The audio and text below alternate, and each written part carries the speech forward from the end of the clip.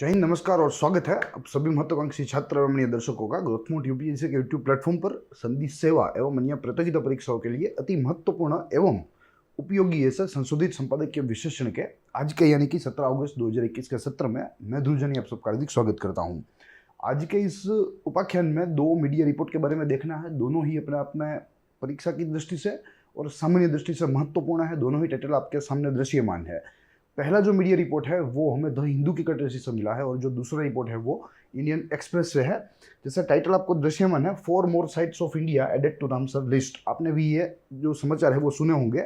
परीक्षा की दृष्टि से बहुत ही महत्वपूर्ण है एवं आज के समय में सामान्य दृष्टि से भी आज जब प्रदूषण युक्त पूरा विश्व हो रहा है तो आज ऐसे समय में एनवायरमेंटल डिग्रेडेशन का एक बहुत ही बड़ा प्रश्न है। ये उसको एड्रेस करता सॉल्यूशन है, तो ये अपने आप में महत्वपूर्ण है। साथ ही में जो दूसरा आज का बिंदु है वो कहता है कि vehicle scrappage policy 2021 yes which was released by central government, वैसे स्क्रैपेज पॉलिसी आने वाली है।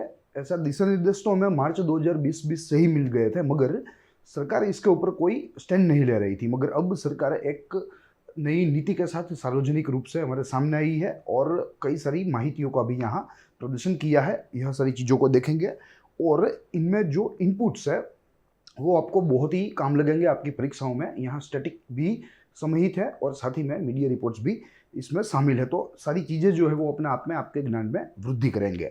शुरू करेंगे आज की मूल चर्चा। प्रति मुद्दे को देखने के लिए एक कार्यसूची के तहत हम लोग जाएंगे, एक एजेंडा के तहत जाएंगे। पहला बिंदु के लिए यह जो एजेंडा है वो कुल 3 बड़े विभागों में बटा हुआ है। सबसे प्रथम समाचार में क्यों है उसको देखना है हमें।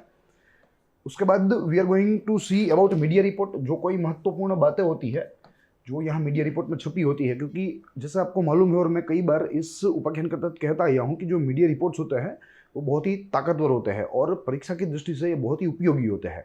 अगर आप न्यूज़पेपर आपका थरली जो है रीड करें अच्छी तरीके से, तो मुझे लगता है कि आपका 80% जो करंट अफेयर है वो तो वहीं से तैयार हो जाएगा। तो इतनी ताकत यहाँ मीडिया रिपोर्ट में होती है। तो जो महत्वपूर्ण बिंदु होंगे हमें उपयोगी होंगे वो हम लोग यहाँ दूसरे चरण में देखेंगे। तीसरे में जो नई साइट्स, जो नए स्थल है जिनका समावेशन किया गया है, कुल 4 स्थल है, namely Sultanpur national park, Bhindawas wildlife sanctuary, Thol wildlife sanctuary and Wadhwana wetland, जिनमें 2 हरियाणा के हैं और 2 जो है वो गुजरात के हैं।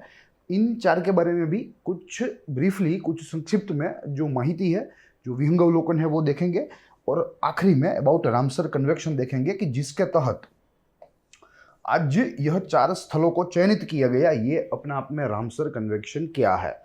जैसे आपको कवर दृश्यमान है, रामसर कन्वेंशन ऑन वेटलैंड्स, यानी कि जो आर्द्र भूमि है, आर्द्र भूमि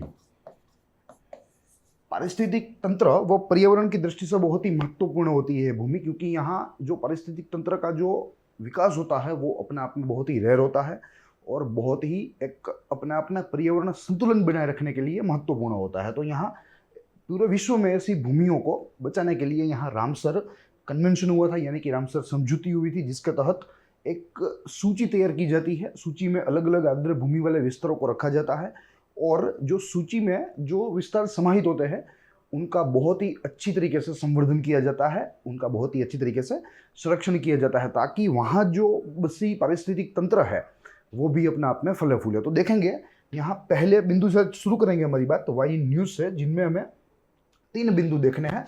प्रथम बिंदु कहता है कि India got 4 more sites, listed to Ramsar convection. Yes, ये आज के मुख्य समाचार है, आज की कवर स्टोरी है कि भारत को 4 नई जगह मिली, 4 नए स्थल मिले जिनको रामसर लिस्ट में चयनित किया जाएगा। अपने आप में भारत के लिए अच्छी बात है। 2 each from Haryana and Gujarat. Yes, यानी कि हरियाणा राज्य में से भी 2 है और गुजरात में से भी 2 ऐसे स्थलों का चयन किया गया जिसे आर्द्र भूमि माना जाता है और आजू बाजू जो वहाँ जो एक प्रकार से पारिस्थितिक तंत्र है वो भी अपने आप में बहुत ही महत्वपूर्ण है आज के इस प्रदूषित समय में। By this countries list reached to 46। Yes, पहले 42 साइट्स भारत में थी, रामसर साइट्स 42 थी, मगर यह समाचार आने के बाद इनमें 4 साइट्स का इजाफा हुआ, तो आज जो नंबर है वो है 46। Union environment ministry side on Saturday, yes Saturday, जब रामसर में यह चारों स्थलों को समाहित किया गया तभी यूनियन एनवायरमेंट मिनिस्ट्री के द्वारा यह खबरें आने लगी। और जो तीसरा बिंदु है वो कहता है कि यह सारा समाचार जो है वो मैं ट्विटर के मार्फत मिले हैं और यूनियन एनवायरमेंट मिनिस्टर ने ट्विटर के द्वारा पूरे विश्व को या पूरे भारत को, पूरे देश को यह समाचार हमें दिए हैं। ये इसकी एक प्रतीकात्मक इमेज है जो कि प्रेस इंफॉर्मेशन ब्यूरो की है। और यहाँ भाजपा के जो नेता है और फिलहाल आज के मंत्री है, वर्तमान पर्यावरण मंत्री, उनको भी यहाँ टैग किया गया है। तो ये इसकी प्रतीकात्मक इमेज है। और ये 4 अलग अलग स्थलों की तस्वीरें हैं जो आपके सामने है, जिनको चयनित किया गया है। चारों के चारों आर्द्र भूमि आप देख सकते हैं। ठीक है, चारों के चारों भूमि में आपको जल जो है वो दृश्यमान रहेगा, झील दृश्यमान रहेगा। ठीक है, तो यहाँ इसके आजू बाजू जो पारिस्थितिक तंत्र बसता है किसी भी आर्द्र भूमि के, चाहे वो लेक हो, चाहे वो कोई भी प्रकार की रिवर हो या जो है रिजर्वोयर हो, ठीक है, तो उनके आजू बाजू एक क्रिटिकल इकोसिस्टम डेवलप होती है। तो उसको बचाने के लिए यहाँ रामसर कन्वेंशन प्रयास कर रहा है। ठीक है, तो ये प्रतीकात्मक ट्वीट की इमेज है। ये बात रही समाचार में क्यों। अब मीडिया रिपोर्ट के बारे में भी देखना है, कई सारे बिंदु है, एक एक को देखते चलेंगे और जो महत्वपूर्ण माहितियां हैं उनको समझते चलेंगे। सबसे प्रथम 2 sites from Haryana and Gujarat that we know. उसके बाद देखिए, अगर 2 साइट हरियाणा की बात करें तो सुल्तानपुर है एक, तो जो कि अपना आप में नेशनल पार्क है हरियाणा स्थित, और दूसरा है भिंडवासा जो कि एक वाइल्ड लाइफ सेंचुरी है जो कि हरियाणा के झांझर में स्थित है। दोनों ही हरियाणा के जो है बहुत ही करीब में बसे हरियाणा में, और दिल्ली से भी करीब है। गुजरात के 2 स्थलों की बात करें तो प्रथम है थोल वाइल्ड लाइफ सेंचुरी जो कि महसाणा डिस्ट्रिक्ट में स्थित है, और जो वढवाण वेटलैंड है वो सुरेंद्रनगर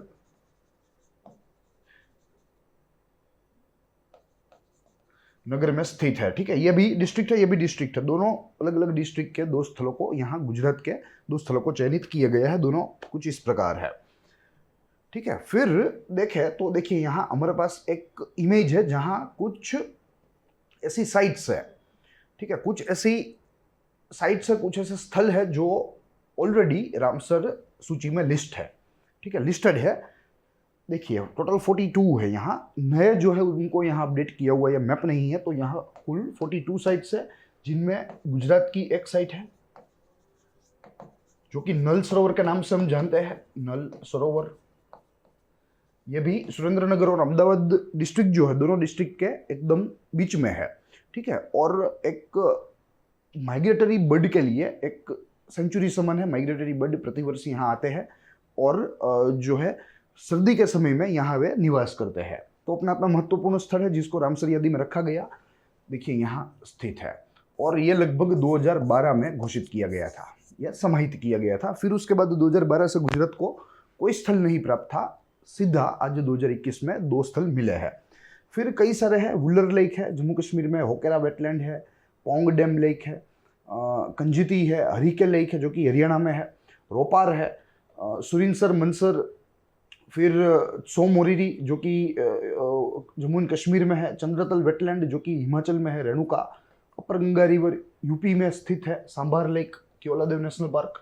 ठीक है, तो ये कुछ सारे जो है 42 में से कुछ महत्वपूर्ण जो वेटलैंड एरियाज है वो आपके सामने है, प्लस कुछ और महत्वपूर्ण जिनकी यहाँ हमने सूची बना रखी है, जिनमें चिल्का लेक उड़ीसा है, फिर केवलादेव नेशनल पार्क है जिसको हमने देखा, देन आफ्टर हरिके लेक है जो कि यहाँ हरियाणा में स्थित है, लोकटक जो कि मणिपुर में स्थित है, and Wular lake which is situated in Jammu and Kashmir. ठीक है, तो ये कुछ रामसर साइट्स है जो अपने आप में बहुत ही क्रिटिकल है, बहुत ही महत्वपूर्ण है। अगर इन साइट्स का संवर्धन अच्छी तरीके से हुआ, अगर इन साइट्स का संरक्षण अच्छी तरीके से हुआ, तो जो पारिस्थितिक तंत्र है उसके आजू बाजू का वो फलेगा फूलेगा, उसे नुकसान नहीं होगा, अल्टीमेटली एनवायरमेंट को नुकसान नहीं होगा, पर्यावरण को हानि नहीं होगी। तो यह सारे उद्देश्यों की जो है उद्देश्यों की साथ में, ये उद्देश्यों को आधार रखते हुए ये पूरा रामसर जो है कन्वेंशन वो काम करता है। देखिए इसका एम क्या है, to develop and maintain an international network of wetlands which are important for the conservation of global biological diversity, for sustaining human life through the maintenance of the ecosystem components process and benefits. Yes, to develop and maintain international network for conservation of wetland areas. Yes, एक अंतर्राष्ट्रीय स्तर का एक ऐसा mechanism बनाना है, कार्य प्रणाली बनानी है जो अपने आप में पूरे विश्व के आर्द्र भूमियों की रक्षा करे, उसका संरक्षण करे, उसका संवर्धन करे, ताकि उसके आजू बाजू जो बसा पारिस्थितिक तंत्र है वो भी फले फूले। ये इसका एक मूलभूत उद्देश्य है। और सस्टेनेबल ह्यूमन लाइफ जो है वो भी जो है अपने आप में यहाँ से प्राप्त हो। तो ये कुल इसका उद्देश्य है और उद्देश्य इसका बहुत ही अच्छा है, सकारात्मक है। एनवायरनमेंट को बचाने का उद्देश्य है, पर्यावरण को बचाने का उद्देश्य है। और ये भी मैं आपको बता दूं कि रामसर आर्द्र भूमि की संरक्षण करने वाली अगर समझौतियों की बात करें तो विश्व की पहली समझौती है रामसर समझौती, जो 1971 में इसके ऊपर हस्ताक्षर किए गए थे विश्व के अलग अलग देशों ने। ठीक है, जिसका इतिहास हम लोग आगे समझेंगे, मगर यहाँ एक रेफरेंस लेना जरूरी है। It is the maiden agreement, maiden international agreement for the conservation of wetland areas all around the world. तो यही बात यहाँ हमें नोंद लेनी होगी। ठीक है, तो ये कुछ माहितियाँ थी जो कि अपने आप में मीडिया रिपोर्ट के बारे में थी। अब उसके बाद का बिंदु है जो कि हमें न्यूज साइट्स के बारे में कुछ जानकारी देगा। जैसे हमें मालूम है 4 अलग अलग स्थलों का चयन हुआ है, जिनमें 2 स्थल हरियाणा के हैं और 2 स्थल जो है वो है हमारे गुजरात के। तो देखेंगे सबसे प्रथम सुल्तानपुर नेशनल पार्क से शुरू करेंगे। It is located in Haryana. Residence of more than 220 species, yes, जिनमें मेनली जो माइग्रेटरी बर्ड्स होते हैं और उनमें भी माइग्रेटरी वाटर बर्ड्स, ठीक है, वे आकर्षित होते हैं इस पर्टिकुलर सेंचुरी के प्रति। Winter and local migratory water birds visit the critical stages of life.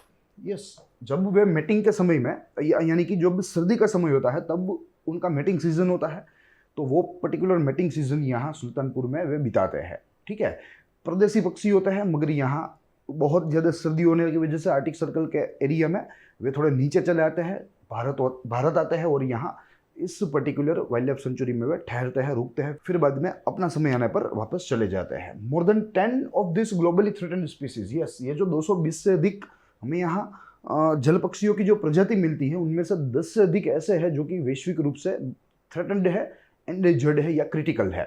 देखिए कौन कौन से हैं, जिनमें इजिप्शियन वल्चर शामिल है, शेकर फैल्कन शामिल है, parlour fish angle, black bellied turn etcetera. ये सारे ऐसे पक्षी है जो अपने आप में एंडेंजर्ड की कैटेगरी में है, या आने वाले समय में अगर ध्यान न रखा गया तो वे लुप्त होने की कगार पर है। तो ऐसे पक्षी भी यहाँ पाए जाते हैं। तो इस तरीके से यह पर्टिकुलर वाइल्ड लाइफ सेंचुरी का महत्व कई गुना बढ़ जाता है। इनफैक्ट ये तो नेशनल पार्क है, तो यह नेशनल पार्क का जो महत्व है वो कई गुना बढ़ जाता है। साथ ही यह जो सारे स्पीसीज है यहाँ बर्ड्स के, वो मैं आपको अनुरोध करूँगा कि आप प्रति बर्ड का नाम गूगल में टाइप कीजिए, उसकी इमेज देखिए, याद रखने का प्रयास कीजिए कि कौन सा जो है पक्षी वो कैसा दिखता है। ठीक है, ये अपने आप में बहुत ही महत्वपूर्ण होता है। आपको डायरेक्टली तो आइडेंटिफाई करने का कोई सवाल नहीं आएगा, मगर जब आप परीक्षा में आपका उत्तर दे रहे होंगे तो आपको ये सारे स्पीसीज के नाम जो है वो मालूम होंगे, जो अगर आपने उनकी तस्वीरें देखी हो, उनकी तस्वीरें अगर आपको याद हो तो। अन्यथा ये जो है भूले जा सकते हैं, ये याद रखना थोड़ा मुश्किल है। फिर दूसरी हरियाणा की बात करें सेंचुरी की, तो वो है भिंडवासाला wildlife sanctuary. It is a human made fresh water wetland, human made यानी कि ये कृत्रिम है, कृत्रिम मीठे पानी का सरोवर है।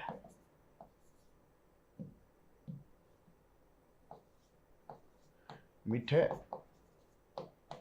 पानी का सरोवर, largest in Haryana. Yes, Haryana का सबसे बड़ा है। Over 250 species uses the sanctuary throughout the year as a resting and roosting site, यानी कि यहाँ फलने फूलने के लिए तकरीबन पूरे वर्ष में 250 से अधिक पक्षियों की प्रजातियां यहाँ इस वाइल्ड लाइफ सेंचुरी का उपयोग करती है, इस मानव सर्जित तालाब का उपयोग करती है। वे यहाँ बसते हैं और फलते फूलते हैं। देन आफ्टर गुजरात की एक पहली Thol wild life sanctuary which is situated in Mehsana. Plus एक और महत्वता है इसके लोकेशन के बारे में, वो ये है कि the entire sanctuary lies on central Asian flyway. कुल 8 या 9 ऐसे फ्लाईवेज जो पक्षियों के रूट होते हैं, जो पक्षियों के रास्ते होते हैं, उनको यहाँ हमने आइडेंटिफाई किया है। इनमें से एक है यहाँ सेंट्रल एशियन फ्लाईवे, जिसके बीच में, जिसके मध्य में यहाँ हमारा थॉल, यह जो वाइल्ड लाइफ सेंचुरी है वो स्थित है। तो ये एक इसकी विशेषता है। More than 320 bird species can be found here. Yes, all round the year 320 से अधिक पक्षियों की प्रजातियां यहाँ आती है, रहते हैं। Wetland supports more than 30 threatened water birds species out of 320। More than 30 यानी कि 10% से अधिक तो ऐसे हैं जो वैश्विक रूप से एंडेंजर्ड है, थ्रेटन्ड है या क्रिटिकली एंडेंजर्ड आप कह सकते हैं। जिनमें व्हाइट रम्ड वल्चर है, सारस क्रेन है, कॉमन पोचार्ड है एंड लेसर व्हाइट फ्रंटेड गूज है। अगेन ये सारी चीज़ें आपको गूगल करनी है और प्रति पक्षी को आपको देखना है और उसको ऑब्जर्व करना है, उसको याद रखने की कोशिश करनी है। ये बात रही थोल की। अब उसके बाद जो वढवाण वेटलैंड है, ये भी अपने आप में गुजरात में स्थित है जैसा आपको हमें मालूम है, और ये भी सेंट्रल एशियन फ्लाईवे के ऊपर ही मौजूद है। ठीक है, तो अपने आप में ये भी पक्षियों के लिए एक हॉट फेवरेट डेस्टिनेशन माना जाता है। Wetland situated in Gujarat is of international importance for its winter grounding for migratory birds. Wintering ground, yes, wintering ground migratory birds के लिए ये पूरे विश्व में प्रख्यात है। Mainly it includes 80 species that migrate on central Asian flyway. Yes, यहाँ तकरीबन 80 से 90 प्रजातियाँ यहाँ प्रतिवर्ष आती है और इनमें अधिकतम विंटर के माइग्रेटरी बर्ड्स होते हैं जो आर्टिक सर्कल में अधिक सर्दियों की वजह से वे नीचे आ जाते हैं और यहाँ आकर बसते हैं जो है सर्दियों के मौसम तक। It includes some threatened and endangered species as well such as fish eagle, ferruginous duck, Pallas fish eagle, common pochard and Dalmatian pelican. So these are some threatened species which are inhabited in Wadhwan wetland of Gujarat. ठीक है, तो ये यहाँ 4 अपने आप में नई साइटें हैं, नए स्थल है जो कि रामसर सूची में सम्मिलित किए गए और ये उनके बारे में कुछ माहितियाँ थी. अब अबाउट रामसर कन्वेक्शन हमें देखना है क्योंकि अपने आप में जैसे मैंने आपको बताया कि ये इस प्रकार का यानी कि आर्द्र भूमियों का संरक्षण करने वाला अंतर्राष्ट्रीय स्तर पर अगर कोई कदम उठाया गया हो, पहला कदम तो ये रामसर था. तो अपने आप में ये महत्वपूर्ण है, देखेंगे. It is an international treaty for conservation and wise use of wasteland. Yes, ये एक प्रकार की अंतर्राष्ट्रीय समझौती है जहां वेटलैंड यानी कि आर्द्र भूमि का संरक्षण की बात की गई है और उसका उपयोग अच्छी तरीके से किया जाए उसका भाई यहाँ पक्ष रखा गया है इस पर्टिकुलर समझौती में. देखिए ये ईरान का मैप है और मैं आपको बता दूं कि रामसर जो है, रामसर नाम वो ईरान के एक शहर के नाम पर पड़ा है क्योंकि ये पूरी जो समझौती हुई है ये ईरान के इस रामसर शहर में हुई है. ये शहर कास्पियन समुद्र के एकदम तट के ऊपर बसा है, जैसा आपको पिक्चर में दृश्यमान है. मैं पिक्चर थोड़ा और बड़ा कर दूंगा तो आपको ये सारी चीज़ें दृश्यमान रहेगी. ये पूरा ईरान है, यहाँ रामसर है, ये कैस्पियन है. ठीक है, तो ठीक उसके तट पर ही बसा है और यहाँ ये कन्वेक्शन किया गया था इन द ईयर 1971. ठीक है, अलग अलग देश के द्वारा जो है वे एकजुट हुए और एक जो है कंक्लूजन पर पहुंचे कि हमें विश्व के आर्द्र भूमियों को बचाना पड़ेगा और ये बचाने के लिए ये समझौती हुई थी. Named after the Iranian city of Ramsar on Caspian sea, जिसका जिक्र मैंने आपको किया. उसके बाद treaty was signed on 2 February 1971. ठीक है, तो ये इसकी तारीख भी यहाँ दी गई है. वर्ष तो मैंने आपको बता दिया 2-3 बार, मगर इसकी तारीख है 2 फरवरी 1971, आई एम सॉरी. और ये हमें याद रखने की जो है ज़रूरत है. It is one of the oldest intergovernmental accord preserving the ecological character of wasteland. Yes, it is one of the oldest. And अगर कोई मुझे पूछे तो मैं तो कहूँगा कि ये मेडन था. इट इज़ अ मेडन, या it was a maiden of it type. यानी कि इस प्रकार की कोई ऐसी समझौती, कोई ऐसा कदम इतिहास में रामसर कन्वेक्शन के पहले, रामसर कन्वेंशन के पहले, आई एम सॉरी, उठाया नहीं गया था. ये हमें यहाँ गौर करना है. फिर उसके बाद देखें तो wetland declared as a Ramsar site are protected under strict guidelines of convention. Yes, जिन जिन स्थलों को रामसर की यादी में सम्मिलित किया गया हो, ठीक है, उनका प्रबंधन, उनका रक्षण संरक्षण बहुत ही सख्त रूप से जो यहाँ रामसर के द्वारा जो दिशा निर्देश जारी किए जाते हैं उस तरीके से किया जाना चाहिए. अन्यथा यहाँ जो है पनिशमेंट की भी या पेनल्टी की भी गुंजाइश है. ठीक है, तो अपने आप में ये वेटलैंड आर्द्र भूमि को बचाने के लिए काम करने वाली संस्था है, काम करने वाली समझौती है, ये हमें ध्यान में रखना होगा. प्लस रामसर साइट में एक मॉन्ट्रेक्स रिकॉर्ड करके जो है एक सूची है. देखिए, आपको यह नाम पढ़ के कुछ जो है अजीब लगता होगा, कुछ गंभीर लगता होगा, मगर ये रामसर का ही भाग है. बहुत ही सिंपल सी चीज़ है. देखिए, it is the register of wetland site on the list of wetlands of international importance. Yes, it is a resistor. यह एक प्रकार की पंजी है जो कि अपने आप में जो रामसर साइट्स है उनकी यादी रखती है, उनकी सूची रखती है, और इस सूची को ही अपने आप में मॉन्ट्रेक्स रिकॉर्ड कहते हैं। और कई बार परीक्षाओं में मॉन्ट्रेक्स रिकॉर्ड के ऊपर प्रश्न भी पूछे जाते हैं। आमतौर पे मुख्य रूप से प्रीलिम में यह ऐसे प्रश्न पूछे जाते हैं, तो ये ज्ञान में होना चाहिए। It is maintained as a part of Ramsar list. Currently 2 wetlands of India are in Montreux record. देखिए, एक प्रकार की सूची ही है जो कि रामसर कन्वेंशन के तहत ही जो है इसे स्थापित किया गया था, और इस सूची में अलग अलग आर्द्र भूमियों की सूचियों का जो है यहाँ एक समावेशन किया जाता है, और ये रामसर लिस्ट के तहत ही गिनी जाती है, रामसर लिस्ट के अंडर ही इसे गिना जाता है। जिनमें भारत के 2 आज ऐसे वेटलैंड है जो कि मॉन्ट्रेक्स रिकॉर्ड में शामिल है। सबसे प्रथम है केवलादेव नेशनल पार्क जो कि राजस्थान में स्थित है, Bharatpur wild life sanctuary, and दूसरा है लोकटक लेक जो कि मणिपुर में स्थित है। दोनों ही अपने आप में आर्द्र भूमि है और पारिस्थितिक तंत्र की जो है दृष्टिकोण से बहुत ही महत्वपूर्ण है। Chilika lake Odisha added. Initially Chilika lake was also added as a third in this Montreux record, but later on it was removed. ठीक है, तो आज की बात करें मॉन्ट्रेक्स रिकॉर्ड में तो 2 स्थल है, namely Keoladeo national park of Rajasthan and Loktak सरोवर या लोकटक लेक ऑफ मणिपुर। ठीक है, तो ये मॉन्ट्रेक्स रिकॉर्ड के बारे में कुछ बात हुई। प्लस आज की बात करें ग्लोबली, भारत का तो हमने आंकड़ा देखा कि अब 46 हो गया with including 4 new sites, but अगर विश्व की बात करें तो देयर आर ओवर 2400 साइट्स, ठीक है, which are considered as a Ramsar site. तो बहुत ही बड़ा नेटवर्क है, और प्रति आर्द्र भूमि, प्रति ऐसी साइट, प्रति ऐसे स्थल का बहुत ही अच्छी तरीके से संवर्धन एवं रक्षण किया जा रहा है, जो कि अपने आप में पर्यावरण के लिए बहुत ही फायदेमंद है। ठीक है, तो ये पूरी बात थी अबाउट रामसर कन्वेंशन। अब यहाँ कई सारे बिंदुओं के ऊपर प्रश्न पूछे जाने का जो है हमें एक संभावना लगती है, चाहे वो मेंस हो, चाहे वो हमारा जो है प्रिलिमिनरी पॉइंट ऑफ व्यू से परीक्षा हो। तो यहाँ 2 प्रश्न आपके सामने तैयार है, जिनमें सबसे प्रथम I will go through the preliminary model question and afterwards I will go through mains model question. देखिए, प्रिलिमिनरी पॉइंट ऑफ व्यू से जो क्वेश्चन है वो आपके स्क्रीन के ऊपर है। सबसे प्रथम, विश्व के मुख्य आर्द्र क्षेत्रों के संवर्धन व संरक्षण हेतु प्रथम अंतर्राष्ट्रीय नीति 1972 की स्टॉकहोम की बैठक है। दूसरा कथन कहता है कि भारत में उत्तर प्रदेश में सबसे ज़्यादा अधिक रामसर स्थल है। तीसरा बिंदु कहता है कि वर्ष 2021 में भारत के 4 आर्द्र स्थलों को इस सूची में शामिल किया गया था। और चौथा कहता है कि नए 4 सम्मिलित स्थलों में 2 हरियाणा के हैं व 2 महाराष्ट्र के हैं।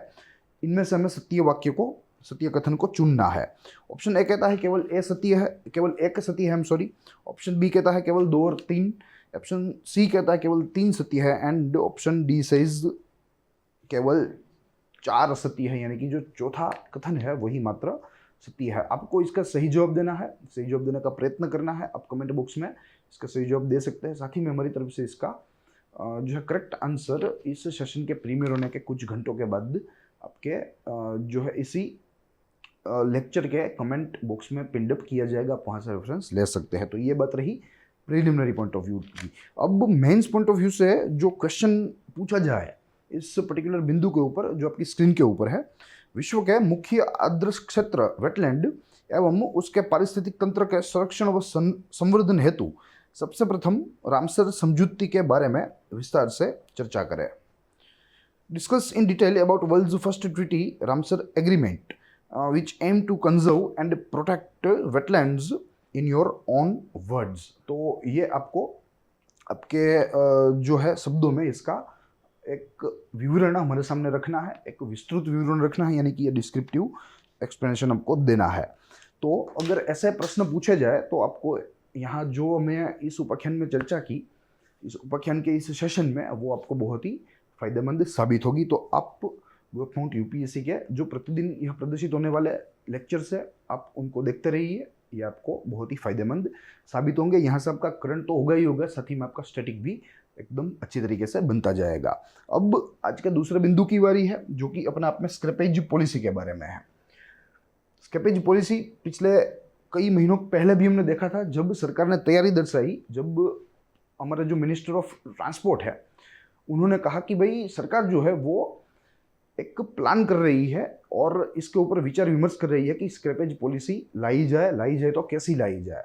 मगर अब सरकार आज इस स्क्रैपेज पॉलिसी के साथ हमारे सामने आ गई है।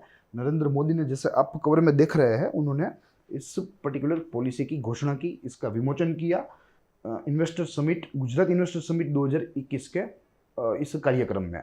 जो आप देख रहे हैं ये उसी की तस्वीर है, या फाइल इमेज नहीं है, मगर 2-3 दिन पहले जो इन्वेस्टर समिट जो की गई थी, जिसका आयोजन किया गया था गुजरात में, उसको वर्चुअली एड्रेस करते हुए यहाँ नरेंद्र मोदी ने इस पर्टिकुलर पॉलिसी की घोषणा की थी। दूसरी इमेज आपको स्क्रैपेज, व्हीकल स्क्रैपेज जो है वो भी आपको दृश्यमान है, ये अपने आप में रिप्रेजेंटेटिव इमेज है।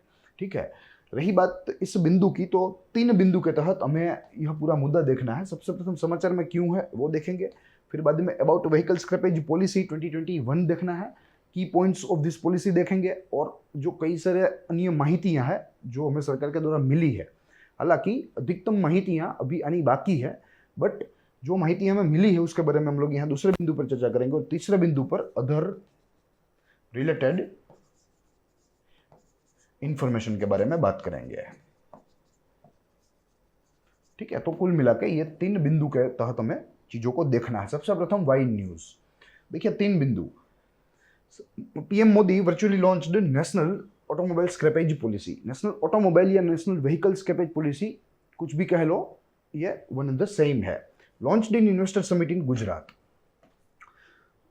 PM cited that policy will promote a circular economy and makes process of development more sustainable and environment friendly. Yes, PM Modi ने यह आशा जताई कि यह पॉलिसी जो है वो अपने आप में सर्कुलर इकोनॉमी को बूस्ट देगी, यानी कि पैसा जो है वो पूरी इकोनॉमी में पर्कुलेट होगा, पूरी इकोनॉमी में घूमेगा। Then after make process of economic development more sustainable, it will trigger economic development, but what type of economic development, it will be sustainable, यानी कि यह एक पोषणीय होगा, समपोषणीय होगा, यानी कि सतत होगा। And environment friendly, it will be environment friendly too, यानी कि पर्यावरण को भी हानि नहीं करेगा, पर्यावरण के साथ रिसेलेंस होकर यह जो स्क्रैपेज पॉलिसी है वो हमें फल देती रहेगी। तीसरा बिंदु कहता है कि policy will attract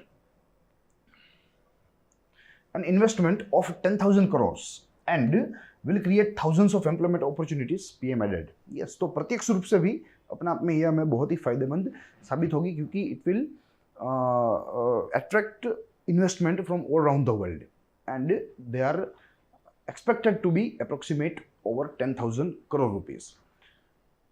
It will also create employment opportunities in the country, जो आज के समय की बहुत ही ताती ज़रूरत है हमें भारत में, क्योंकि जैसे हमें मालूम है कि अनएम्प्लॉयमेंट रेट्स जो है वह 45, 46, 50 ईयर्स हाई है आज। तो ऐसे समय में बेरोजगारी को कम करने में भी ये पॉलिसी हमें मददरूप साबित होगी। साथ ही में ऑटोमोबाइल इंडस्ट्री को एक प्रकार से गति मिलेगी, क्योंकि नए नए वाहनों का रजिस्ट्रेशन होगा, और मेटल इकोनॉमी जो है, जो मेटल सेक्टर है, वहाँ भी हमें तेज़ी देखने को मिलेगी, क्योंकि अब मेटल रिसाइकल होगा, तेज़ी से रिसाइकल होगा, तेज़ी से उसकी खपत भी होगी। तो ये कुल बिंदु 3 है जो हमने यहाँ समाचार में क्यों बिंदु पे देखे। अब यहाँ से हमें अबाउट जो स्क्रैपेज पॉलिसी है, व्हीकल स्क्रैपेज पॉलिसी, उसके कुछ महत्वपूर्ण बिंदु है, इनको हम देखते चलेंगे ताकि इस पॉलिसी का जो पूरा आधार है वो हमें समझ आ सके। सबसे प्रथम टेक्निकल नेम की बात करें तो वॉलंटरी व्हीकल फ्लीट मॉडर्नाइजेशन, ये इसका टेक्निकल नाम है, loosely generally known as automobile scrappage policy, but technically it is known as voluntary vehicle fleet modernisation, यानी कि आधुनिकीकरण। पर वो स्वैच्छिक, यह स्वैच्छिक है, अनिवार्य नहीं है, अनिवार्य नहीं, परंतु स्वैच्छिक। Under this policy, people who gave their old vehicles for turning into scrap will be given a certificate by the government. Yes, इस नीति के तहत जो है मालिक वाहन के, अगर वे अपना वाहन स्क्रैपेज के लिए दे देंगे तो सरकार के द्वारा उनको एक सर्टिफिकेट, एक प्रमाण पत्र जारी किया जाएगा, जो प्रमाण पत्र का उपयोग करके वे भविष्य में अन्य फायदे ले सकते हैं, अन्य किसी भी जगह डिस्काउंट ले सकते हैं, यानी कि इस प्रकार के फाइनेंशियल बेनिफिट्स जो है उनको मिलने पात्र है। फिर instead of age of vehicles, fitness of vehicle will be determined by fitness test. Yes, देखिए एज, आज दिन तक क्या होता था कि हम लोग वाहन की उम्र को कैलकुलेट करते थे कि क्या उसे स्क्रैप करना चाहिए, क्या उसे नहीं करना चाहिए, मगर अब यहाँ मैकेनिज्म में फेरफार आ रहा है। देखिए क्या बता रही है ये पॉलिसी, ये पॉलिसी कह रही है कि अब fitness of vehicle will determine the age, यानी कि कितना फिट है व्हीकल चलने के लिए रोड के ऊपर, वो फिटनेस टेस्ट के बारे से फिटनेस टेस्ट से पता चलेगा और वही डिसाइड करेगा कि क्या ये व्हीकल रोड के ऊपर चलना चाहिए या उसे स्क्रैप हो जाना चाहिए। तो अब एज का जो डिटर्मिनेशन है, एज का जो क्वालिफिकेशन है, वो यहाँ इस पॉलिसी ने लगभग शून्य कर दिया। Fitness test will decide whether vehicle will be sent for scrapping और नॉट, यानी कि जो पूरा का पूरा डिटर्मिनेशन है वो अब फिटनेस टेस्ट के ऊपर चला गया है। Then after people having scrapping certificate will not have to pay any registration fee of a newly purchased vehicle. Yes, ये यहाँ कुछ ऐसे ही फाइनेंशियल एड्स दी गई है ताकि लोगों को अट्रैक्ट किया जा सके और ज़्यादा से ज़्यादा जो फिटनेस टेस्ट में फेल होने वाले जो व्हीकल्स है उनको स्क्रैप में दिया जा सके। ठीक है, तो पोल्यूशन भी कम होगा, मेटल जो सेक्टर है उसमें तेज़ी भी देखने को मिलेगी, रोजगारी भी बढ़ेगी, नए वाहनों का रजिस्ट्रेशन भी बढ़ेगा। अल्टीमेटली ऑटोमोबाइल जो सेक्टर है जो कि पोस्ट कोविड बहुत ही खराब परिस्थिति में जूझ रहा है, उसको भी एक प्रकार से गतिशीलता प्राप्त होगी। तो कई सारे धोरणों को यहाँ इस अकेली नीति प्रभावित करती हमें दृश्यमान है। Then after such vehicles owner also entitle some rebate on road tax. Yes, यहाँ रोड टैक्स के ऊपर भी जो है कुछ डिस्काउंट देने की बात की गई है ऐसे ओनर्स के लिए जिन्होंने अपने वाहन को स्क्रैप में लगवा दिया है, जिनके पास स्क्रैपिंग का सर्टिफिकेट है। It will B range from 15 to 25% and 15% will be for commercial vehicles and 25% will be for private या डोमेस्टिक वंस। ठीक है, तो कुछ इस तरीके से गवर्नमेंट जो है वो आज चीज़ों को प्लान कर रही है, चीज़ों का आयोजन कर रही है। उसके बाद new scrappage policy will boost both automobile and metal industry as well. जैसे मैंने आपको बताया, automobile industry new registration will increase and metal industry यानी कि new metal will be used more, metal will be recycled more, metal recycling it will also be more, so it will benefit the sector. Certificate holders will get discount on new purchase as well. Yes, अगर वे नया वाहन खरीदे, एक अपनी गाड़ी scrap कर दी, दूसरी नई गाड़ी के लिए वे रजिस्टर कराए, तो वहाँ उनको डिस्काउंट भी मिलने पात्र है। यानी कि मल्टीपल जो फायदे हमें यहाँ एक स्क्रैपेज सर्टिफिकेट के देखने को मिलते हैं सरकार की इस नीति के मुताबिक। ये बात रही इस नीति की और इसके कुछ महत्वपूर्ण मुद्दों की। अब अदर रिलेटेड इंफॉर्मेशन की बात करें तो कई सारे हैं, जिनमें सबसे प्रथम तो हमें एम देखना है, फिर बाद में फिटनेस टेस्ट मैकेनिज्म देखना है। फिटनेस टेस्ट मैकेनिज्म के बाद हम लोग इस पर्टिकुलर स्कीम कब से इम्प्लीमेंट होगी वो देखेंगे और जो कुछ आंकड़ा की तथ्य है उनको भी देखते चलेंगे। कुल 4 बिंदु के तहत ये पूरा जो अदर रिलेटेड इंफॉर्मेशन का जो ये स्लाइड है वो हमें देखना है और चीज़ों को समझना है। सबसे प्रथम पॉलिसी एम, यानी कि इस नीति का उद्देश्य, idea to phase out cars and commercial vehicles which are older than 15 to 20 years respectively. यानी कि जो प्राइवेट कार्स है वो 15 वर्ष से अधिक और जो कमर्शियल व्हीकल्स है वे 20 वर्ष से अधिक। अगर कमर्शियल व्हीकल का जो एज है वो 20 वर्ष से बढ़ गया है तो उसे फिटनेस टेस्ट के द्वारा चेक किया जाएगा कि क्या ये अभी भी रोड के ऊपर चल सकता है या चलने के लिए फिट नहीं है। अगर नहीं है तो उसे डायरेक्ट स्क्रैप में भेजा जाएगा। Same goes with private but after 15 years. Will to reduce urban population levels, जो शहरी प्रदूषण है उसका जो स्तर है जो दिन प्रतिदिन बढ़ता जा रहा है और ग्लोबल वार्मिंग में, जलवायु परिवर्तन में भी वो चीफ कंट्रीब्यूटर है, उसको बढ़ाने का भी एक यहाँ लक्ष्य है इस पर्टिकुलर नीति का। साथ ही में गैल्वेनाइज ऑटोमोटिव सेल्स, आज जो ऑटोमोटिव सेल्स मृतप्रायी है पोस्ट कोविड, तो उसको भी एक प्राण देने का यहाँ इस पॉलिसी का उद्देश्य हमें दिखता है। Fitness test will be conducted at automated fitness centre. Yes, fitness centres will be assigned for carrying this particular fitness test. They will be automated, semi automated, and the test will determine whether the vehicle is qualified to run on roads और headed for the scrap heap. ठीक है, तो यहाँ यह test ही determine करेगा। As determination जो था वो निकल गया, अब फिटनेस टेस्ट आ गया।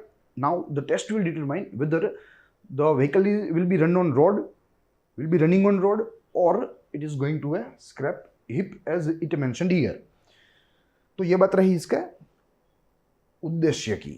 अब फिटनेस टेस्ट मैकेनिज्म देखिए कैसे ये कार्य करता है। According to new policy a vehicle will have to undergo fitness test after 20 years. Yes, एक समय सीमा तय की गई है कि भाई कोई भी वाहन हो, कोई भी गाड़ी हो, अगर उसे 20 वर्ष हो गए हैं तो उसे फिटनेस टेस्ट के तहत चेक करवाना चाहिए कि क्या ये अभी भी रोड के ऊपर चलने के लिए जो है एलिजिबल है या नहीं है। Test will decide whether to terminate cars life और नॉट। ये निर्णय जो है वो इस फिटनेस टेस्ट के हाथ में है कि कार जो है उसकी ज़िंदगी खत्म हो गई या अभी तक इसकी ज़िंदगी चल सकती है। Each fitness test would cost ₹40,000 as claimed by media earlier. Yes, हालांकि सरकार की तरफ से कोई आइडिया इसके ऊपर नहीं दिया गया, मगर जैसे मीडिया के द्वारा अर्लियर क्लेम किया जा रहा था मार्च 2021 में, तो उस प्रकार से लगता है कि 40,000 के आजू बाजू इसका खर्चा होगा। In addition to road tax and green tax collected for renewing private vehicles registration after 15 years period. देखिए यहाँ इन एडिशन टू हमें रोड टैक्स भी देना पड़ेगा, ग्रीन टैक्स भी देना पड़ेगा। रोड टैक्स तो समझ सकते हैं नॉर्मल है, मगर ग्रीन टैक्स जो है वो एक नए प्रकार का, नए किस्म का टैक्स है जो कि आज की मॉडर्न समय की ज़रूरत है। मॉडर्न प्रॉब्लम से यह ग्रीन टैक्स का जन्म हुआ है और कहा गया है कि एनवायरनमेंट जो है उसे जो है बचाने के लिए, एनवायरनमेंट तबाह ना हो, इसके लिए यह ग्रीन टैक्स कलेक्ट किया जाता है। और ये कलेक्शन किसके ऊपर होता है? तो ऐसे व्हीकल्स के ऊपर जिनका री रजिस्ट्रेशन करवाना है और जिनको 15 वर्ष से अधिक समय हो गया है। ठीक है, तो सिंपली अगर मैं आपको बताऊं तो 15 ईयर्स ओल्ड व्हीकल को आप जब फिर से री रजिस्टर करवाने जाओगे तो आपको वहां ग्रीन टैक्स पे करना पड़ेगा और वो 10% से 25% तक होने की संभावना है प्राथमिक रूप से। Fitness certificate will be provided. Yes, as one car goes undergoes fitness test, they will be provided with a certificate in which the details are mentioned whether the car will go to a scrap heap or car will continue to run on the roads. Certificate applicable for 5 years. Yes, यानी कि at every 5 years the car owner of a car which is older than 15 years will have to undergo the fitness test mandatorily. ठीक है, तो ये कुछ fitness test mechanism के बारे में चर्चा थी। हालांकि अन्य माहितियाँ जो है वो अभी आने वाली है, मगर जो माहितियाँ हमारे पास आई है उसका यह निष्कर्ष निकलता है। Then after the policy will be implemented from 1st April 2022. It is expected to be implemented from 1st April 2022. Policy considers fitness test fail vehicles as not registered, thus illegal to drive. Yes, जो fitness test में नापास होंगे, जो vehicles, उन्हें unregistered गिना जाएगा, यानी कि बिना पंजीकृत, और उनको इलीगल माना जाएगा। उनको चलाना रास्ते पर अपने आप में प्रतिबंधित, अवैध माना जाएगा। तो यहाँ पेनल्टी भी हमें लग सकती है। Plus more details are awaited. Plus इसका इम्प्लीमेंटेशन कैसे होगा, किस मैकेनिज्म से होगा, ये सारी चीज़ें, माहितियाँ अभी आनी बाकी है। जैसा आएगी वैसे हम यहाँ इन चीज़ों के ऊपर चर्चा करेंगे। फैक्ट्स एंड फिगर्स की बात करें अगर, तो और 51 lakh vehicles which includes private and commercial vehicles are 20 years old in India. Over 34 lakh vehicles are 15 years old, which include both private and commercial again. Expected reduction in vehicular population up to ₹25%. Yes, क्योंकि जो पुराने engine है वो जाएंगे scrap में और उनकी जगह नई गाड़ी आएंगी जो पोल्यूशन कम करेगी, फ्यूल एफिशिएंट रहेगी। तो यहाँ 25% से अधिक प्रदूषण में कटौती की आज हम लोग एक आशा रख रहे हैं, एक अंदाज यहाँ बना रहे हैं। तो ये अपने आप में बहुत ही महत्वपूर्ण है। और ये सारी चीज़ें में जो हमारा पेरिस ऑब्लिगेशन है, पेरिस क्लाइमेट जो हमारा ऑब्लिगेशन है, उसको परिपूर्ण करने के लिए भी ये हमें मददरूप साबित हो सकती है। ठीक है, तो ये अपने आप में थोड़ी महत्वाकांक्षी नीति है जो कि हमारे लिए महत्वपूर्ण है। परीक्षा की दृष्टि से तो है ही है एक अभ्यर्थी के रूप में, मगर सामान्य नागरिक होने के नाते भी ये सारी चीज़ें जो है वो हमारे लिए थोड़ी महत्वपूर्ण साबित हो सकती है। यहाँ से मेंस का प्रश्न निकल सकता है, प्रिलिमिनरी का प्रश्न निकल सकता है, मगर हमारे पास यहाँ प्रिलिमिनरी पॉइंट ऑफ व्यू से एक मॉडल प्रश्न है जो कि आपके स्क्रीन के ऊपर है। 3 कथन दिए गए हैं जिनमें से हमें असत्य को चुनना है। सबसे प्रथम कथन कहता है कि प्रधानमंत्री मोदी ने स्वाधीनता दिन के भाषण में नई वाहन रद्दी नीति की घोषणा करी। वाहन रद्दी नीति यानी कि व्हीकल स्क्रैपेज पॉलिसी। नई घोषित रद्दी नीति से संभवतः 10,000 करोड़ के निवेश का अवकाश है। नई नीति का उद्देश्य शहरी प्रदूषण को कम करना एवं पोषणीय सस्टेनेबल आर्थिक विकास करना है। इन कथनों में से हमें असत्य कथन को चुनना है। इनको पढ़ के इनके ऊपर विचार करके ऑप्शन हमारे सामने है। ऑप्शन ए कहता है केवल एक असत्य है, ऑप्शन बी कहता है केवल 2 और 3 असत्य है, ऑप्शन सी कहता है केवल 3 असत्य है एंड ऑप्शन डी कहता है केवल 2 और 1 असत्य है। आपको इसका सही जवाब देना है कमेंट सेक्शन में। जैसे मैंने आपको बताया कि हमारी तरफ से इसका सही जवाब इस सेशन के प्रीमियर होने के कुछ घंटों के बाद आपको वहाँ पिंड मिल जाएगा, वहाँ से आप रेफरेंस ले सकते हैं। और यह प्रश्न का जवाब देने के लिए आपको ये ग्रोथ माउंट का आज का सेशन बहुत ही उपयोगी होगा, बहुत ही महत्वपूर्ण साबित होगा। तो मैं अनुरोध करूँगा कि अगर आप सीरियसली तैयारी कर रहे हैं, आपके यूपीएससी हो, चाहे स्टेट पब्लिक सर्विस कमीशन हो, चाहे अन्य प्रतियोगिता परीक्षा हो, तो आप ग्रोथ माउंट यूपीएससी के लेक्चर्स एवरीडे देखें, रेगुलरली देखें। यहाँ से आपका करंट अफेयर एवं जीएस स्टैटिक जो है वो बहुत ही अच्छा बनेगा। साथ ही में हमारी चैनल को लाइक, सब्सक्राइब और शेयर करना ना भूलें। ज़्यादा से ज़्यादा हमारी चैनल को शेयर कीजिए और ज़्यादा से ज़्यादा हमारे वीडियोस को लाइक कीजिए, इंटरेक्ट कीजिए, ताकि आपको तैयारी में हम लोग उपयोगी साबित हो सके। तो यही चीज़ें थी जो आज यहाँ चर्चा करनी थी। I hope you enjoy the lecture. हम लोग मिलेंगे अगले एडिटोरियल के सेशन में अगले बिंदुओं के साथ, अगले संपादकीय लेख वो ऐसे महत्वपूर्ण मीडिया रिपोर्ट के साथ। तब तक के लिए दीजिए इजाज़त। देखते रहिए ग्रोथ माउंट यूपीएससी।